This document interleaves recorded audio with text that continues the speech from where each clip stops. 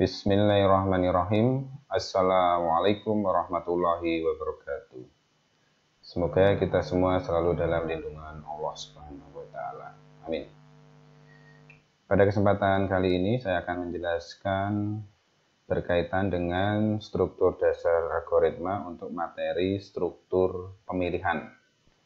Struktur pemilihan ini bisa juga disebut dengan penyeleksian kondisi.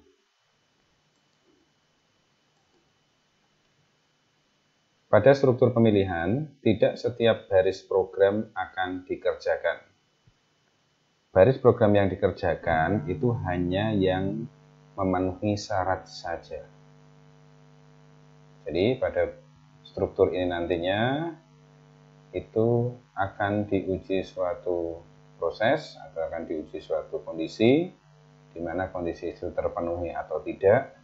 Jika terpenuhi apa yang dikerjakan, jika tidak terpenuhi apa yang dikerjakan. Struktur pemilihan adalah struktur program yang melakukan proses pengujian untuk mengambil suatu keputusan apakah suatu baris atau blok instruksi akan diproses atau tidak.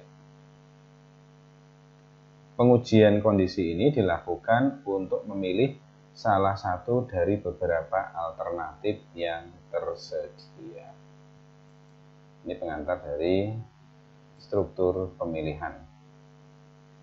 Kemudian, pada pemrograman, penyeleksian dilakukan pada suatu pernyataan boolean. Boolean ini logika, yang dapat menghasilkan nilai true atau false.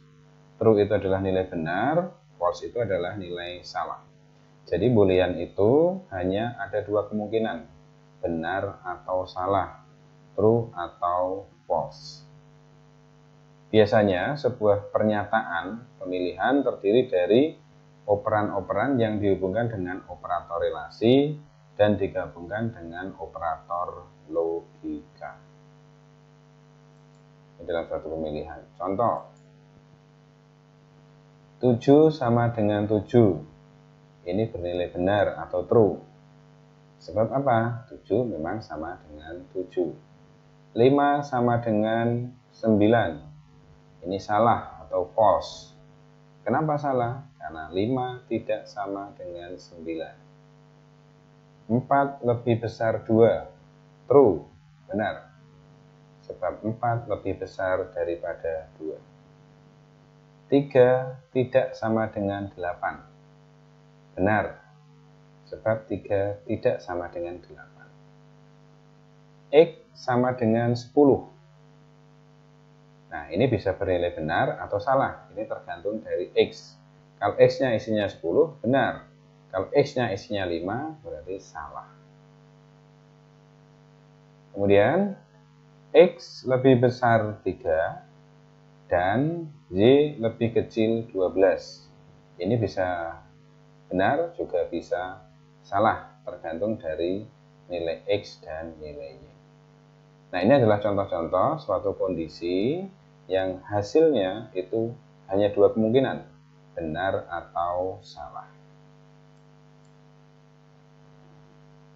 Kemudian, implementasi struktur pemilihan itu dalam program itu dalam bentuk if. Kalau kita ngomong itu ada if itu jika. Nah, bentuk if itu ada 3 macam. Ada if sederhana, ada if else, dan nested if. Ini satu-satu nanti akan kita pelajari dan akan kita kasih contohnya. Yang pertama adalah if sederhana. Apa if sederhana? If sederhana adalah if dengan satu pilihan. If yang hanya memiliki satu pilihan. Pilihan akan dikerjakan jika kondisi yang diuji bernilai benar.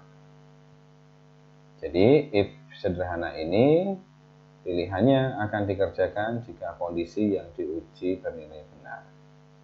Jika kondisi yang diuji bernilai salah, itu tidak akan menghasilkan apa-apa. Itu adalah dalam bentuk if sederhana.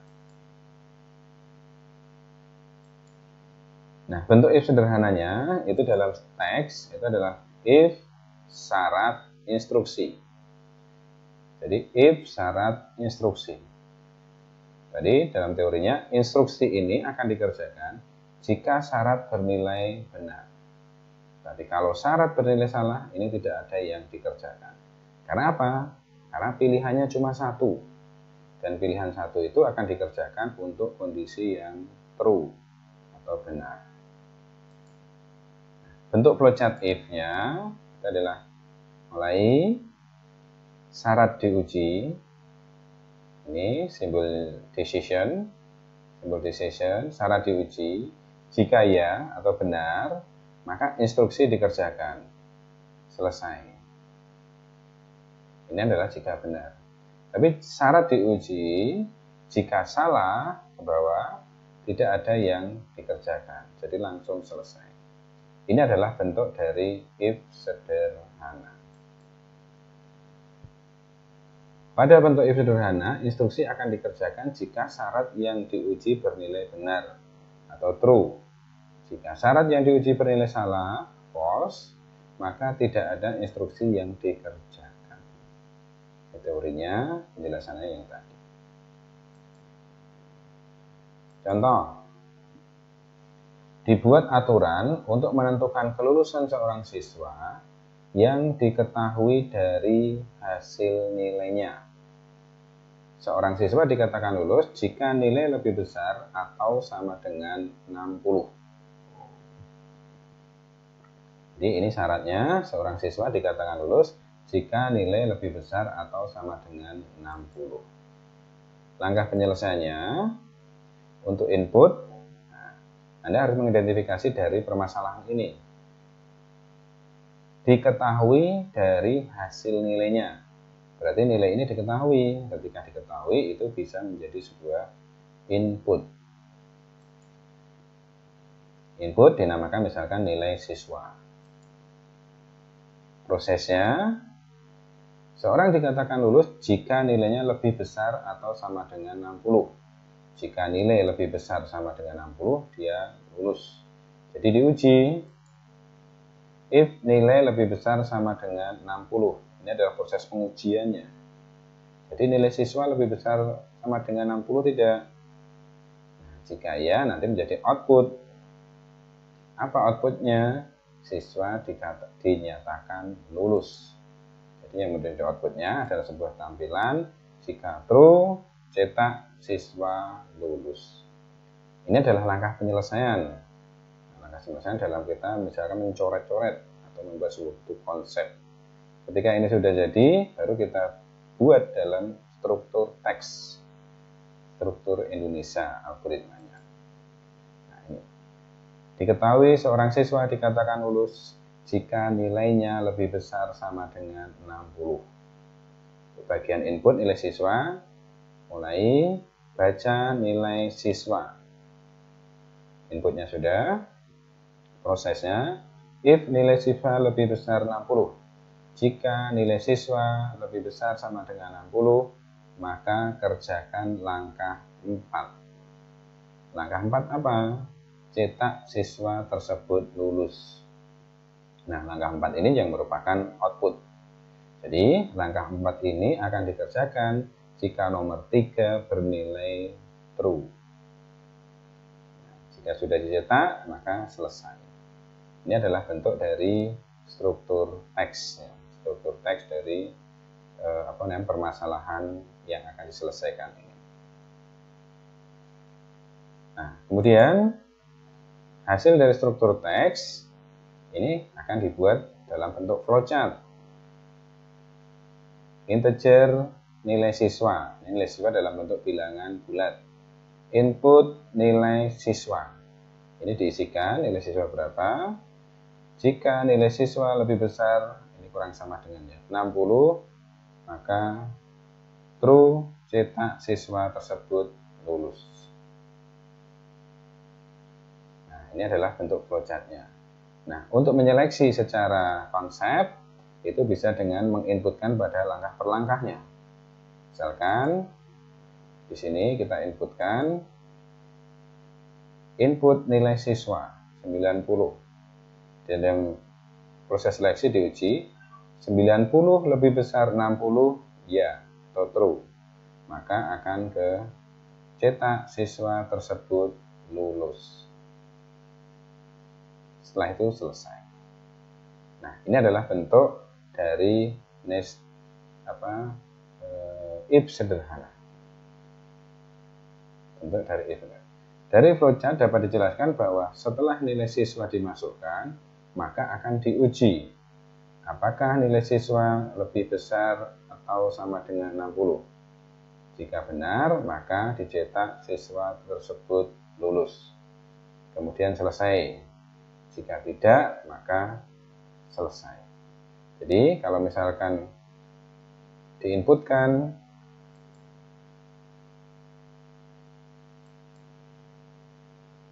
misalkan ini diinputkan 50 lebih besar 60 tidak, maka akan ke kiri, ke false, terus selesai. Nah, ini adalah contoh if sederhana. Kemudian bentuk seleksi yang kedua adalah if else. If else adalah if dengan dua pilihan. Jadi kalau if sederhana tadi satu pilihan, kalau if else ini dua pilihan. Pilihan akan dikerjakan berdasarkan hasil pengujian. Pengujian syaratnya atau kondisi yang diberikan.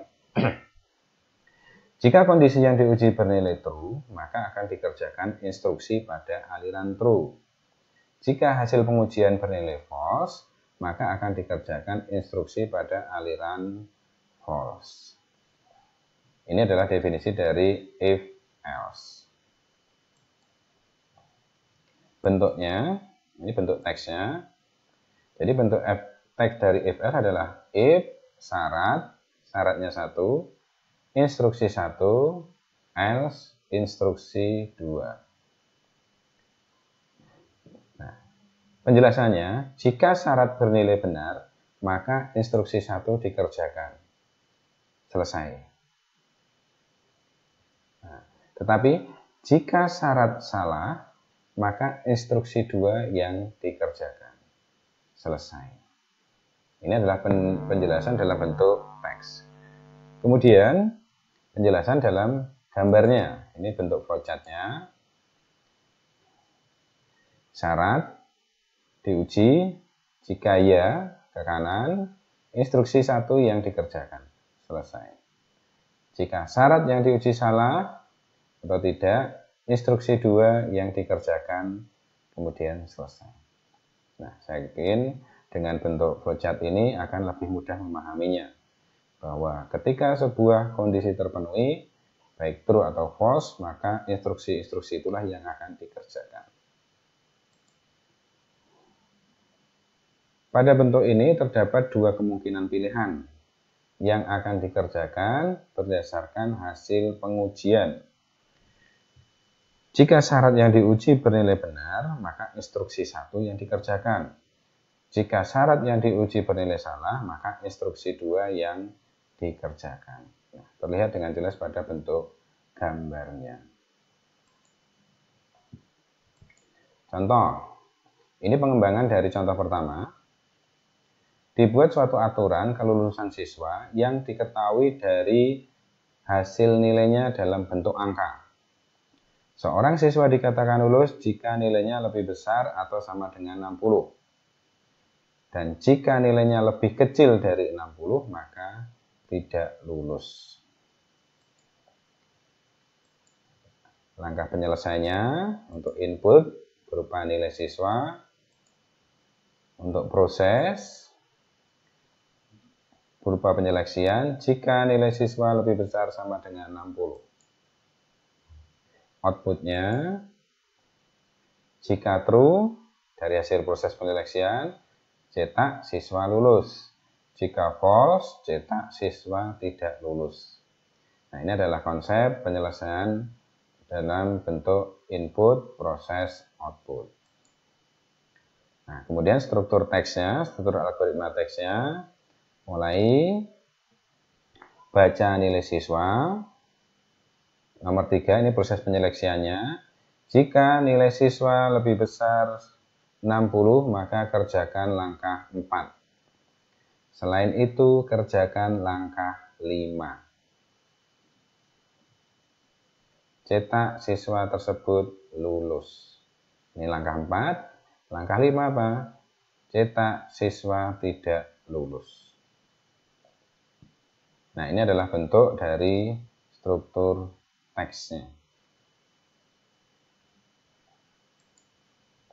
Kemudian bentuk flowchartnya, input nilai siswa, ini diinputkan, ini tipenya dibuat integer, kemudian diuji, diseleksi di sini. Jika nilai siswa lebih besar 60, jika true, cetak siswa lulus.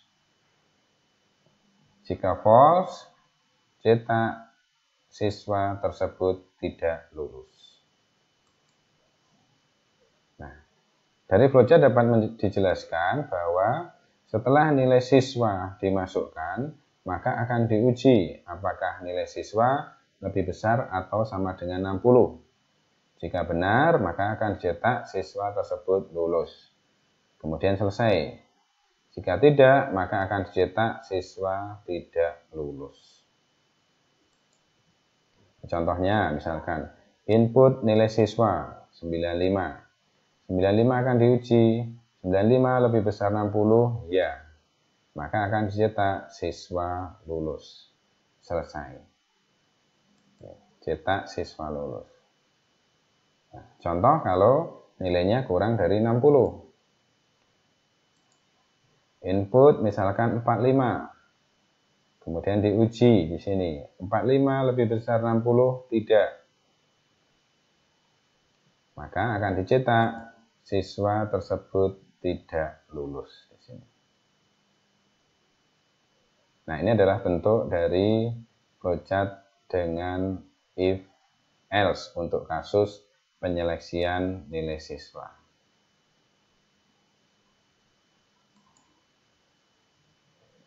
Kemudian bentuk yang ketiga adalah nested if atau if bersarang. Apa nested if? Nested if adalah if dengan banyak syarat dan banyak pilihan. Artinya lebih dari 2 syarat atau lebih dari 2 pilihan. Bentuk nested if, bentuk teksnya, jadi seperti ini. If syarat 1, instruksi 1. Else if syarat 2, instruksi 2. Else if syarat 3, instruksi 3. Else if syarat M, instruksi M. Else instruksi N. Ini adalah bentuk dari teks nested if. Nah, kalau dalam bentuk flowchart seperti ini.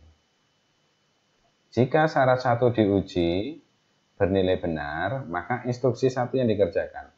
Ya, ini ke kanan, terus selesai. Nah, misalkan syarat 1 salah, maka akan ke bawah. Syarat 2 diuji. Jika benar, instruksi 2 yang dikerjakan ke kanan, selesai. Jika syarat 2 salah, maka syarat 3 yang akan diuji. Jika syarat 3 benar, maka instruksi 3 yang dikerjakan selesai. Jika syarat 3 salah, maka akan diuji syarat M. Jika syarat M benar, instruksi M yang dikerjakan. Selesai. Tetapi jika syarat 1, 2, 3, M salah, maka instruksi N lah yang akan dikerjakan. Nah, ini adalah bentuk dari nested if atau if bersarang, di mana di sini banyak syarat yang diuji dan banyak instruksi yang menjadi pilihan dari hasil pengujian.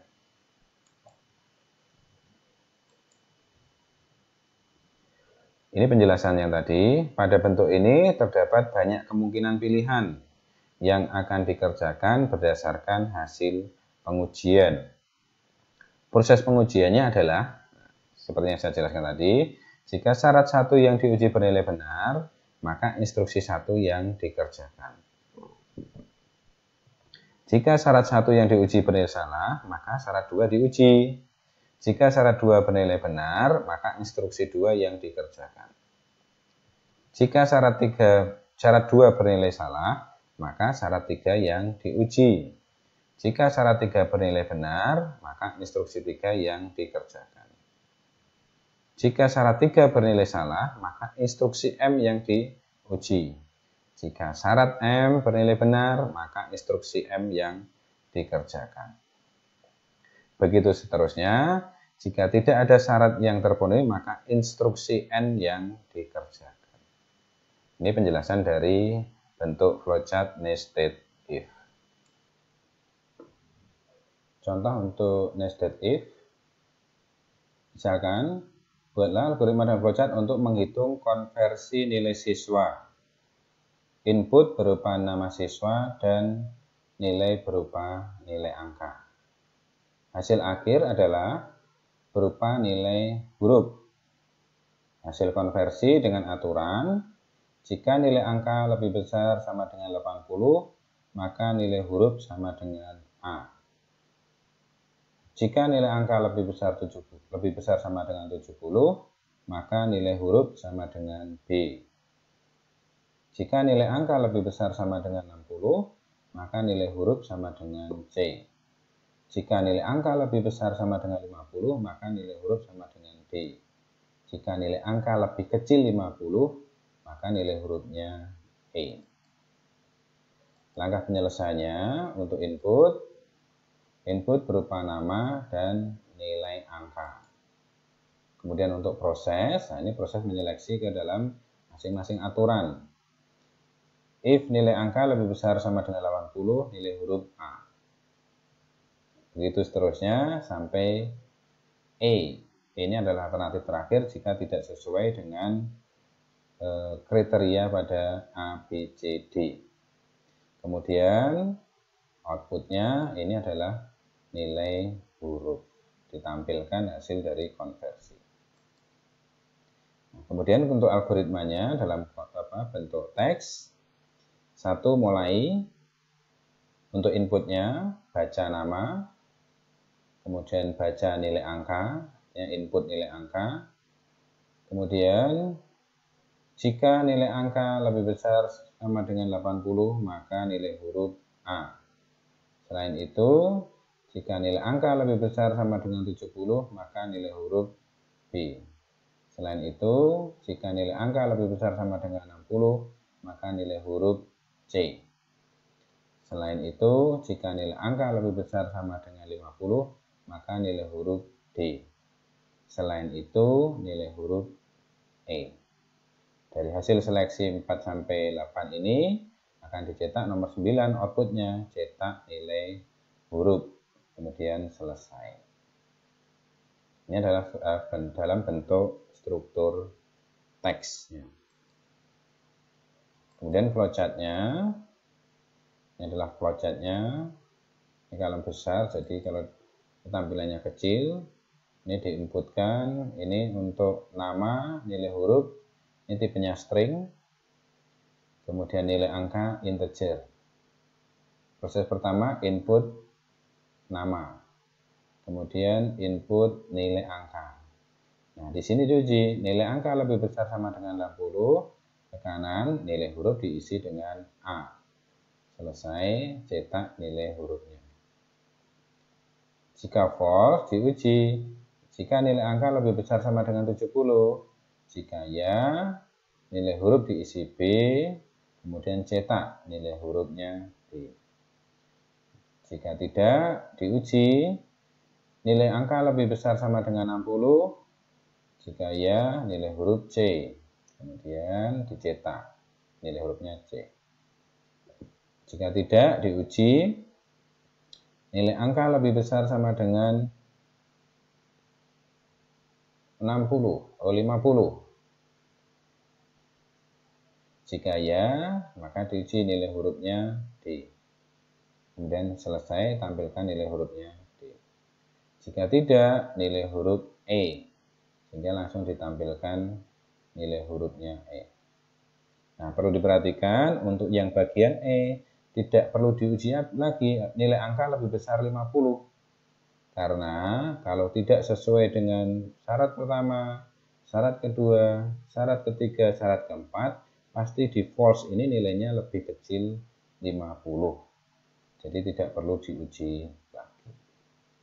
Nah, nanti untuk bentuk lengkapnya ini saya jelaskan juga di video contohnya. Nah, demikian tadi penjelasan untuk penyeleksian kondisi atau bentuk seleksi dengan 3 macam if. Jadi if sederhana, if, else, dan nested if. Terima kasih. Assalamualaikum warahmatullahi wabarakatuh.